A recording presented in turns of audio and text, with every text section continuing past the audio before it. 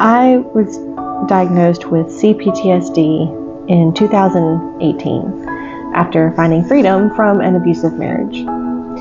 During the early days before and after the separation and early in my recovery, I began really tuning into my intuition and letting God guide me through my calm and show me how to lean into the Spirit for help. I needed this not only for healing from the marriage, but also the sudden loss of my dad. I was taught how to use my breath, intuition, sound frequencies, meditation, and mindset to overcome the trials of anxiety, fear, and debilitating PTSD. To be clear, here are some things that I specifically dealt with. For one, hypervigilance. I was feeling like I was constantly waiting for the hammer to fall, the next shoe to drop, and I was always feeling like I was being watched because that was kind of the norm before, right? I had fear that stopped me in my tracks and led to all these other things. Fear of my next move, fear of the future, fear of making wrong choices, even fear of success. Self-sabotage and self-loathing. The guilt, the shame, the anger, the despair, inner critic. They were so loud and constant and debilitating and heavy. And I had trouble even looking at myself in the mirror some days. And other days were great. It was a constant roller coaster of this nagging voice and spirit, whispering hateful words about myself into my ears and in my mind. Things like, you'll never be good enough. You're a failure. You're ruining your kids' lives. Everyone will judge you. You're scarring your family's name. Because of this, I held myself back from succeeding in certain areas. I had difficulty sleeping. I would have night terrors and sleep paralysis, nightmares, insomnia, extreme fatigue, constantly waking up at night. Random anxiety attacks that had no meaning or basis whatsoever. My heart would just start to accelerate and I'd have racing thoughts of everything that could go wrong. Increased breathing and sweaty palms, nausea, debilitating fear. The anxiety was off the charts. And I had triggers that sent me back into the past and caused me to relive painful experiences as if they were happening all over again, like a dual reality. I was being both in the past and in the present at the same time, unable to separate them safely. Even smells were an issue. Depression was something that had followed me throughout my life, and it did not make it any better.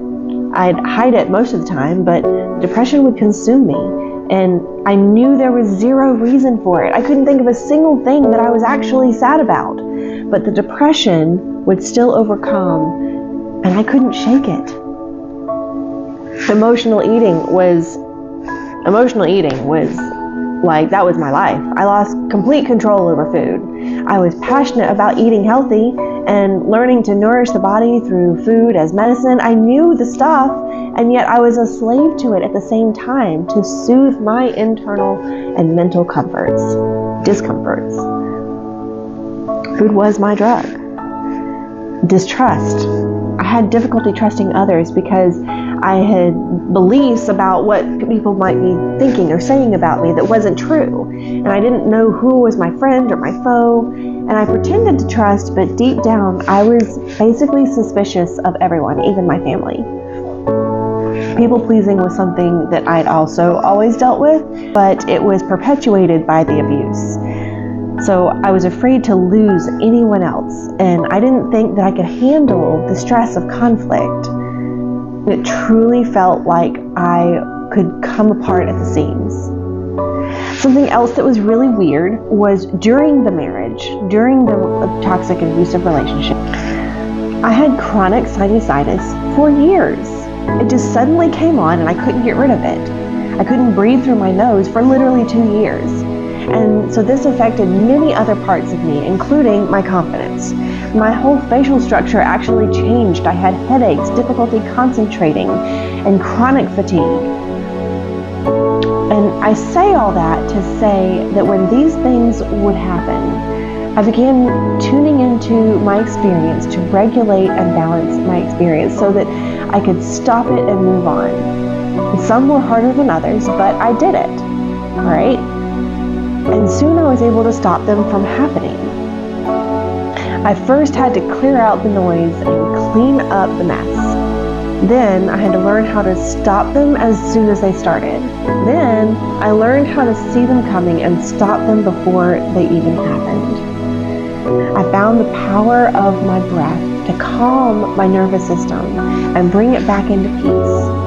I found the pathway between my mind and my body, and I learned how to recognize the difference between my mind and the reactions of my body. I listened to specific sounds and frequencies because I felt their healing power, and I felt them put my body back into alignment. I overcame the voices in my head and made them stop. I learned to control my reactions instead of letting them control me. And I learned to detach from the outcome so I wasn't driven by desperation. Also, I reduced the inflammation in my body. The sinusitis went completely away. My joints and my gut improved. God showed me all of this, and I know He taught me what to do. I was given these tools without anyone explaining them. I just received it and knew it worked. And I knew I was called to share them, but it took me a long time to understand it all. So I set out to learn the science behind it all so I could infer that to others and explain it. So here I am 6 years later. I now have a complete framework of that healing process. What worked and why. How to overcome the damage of chronic stress and how to move forward in confidence and restoration. Whether it's from work, your personal relationships, family, or even just yourself. The Integrative Fusion Method is the go-to for managing your stress and finding healing. Check out my website, lswellnesssolutions.info. Find me on Instagram. I am at Lolo the Coach. I'm on Facebook. PM me or go to my website and request a personal meeting. Request a breakthrough call. And let's see what we can do to get you healing from your chronic stress. The Integrative Fusion Method is the go-to for this. Thanks. We'll see you soon.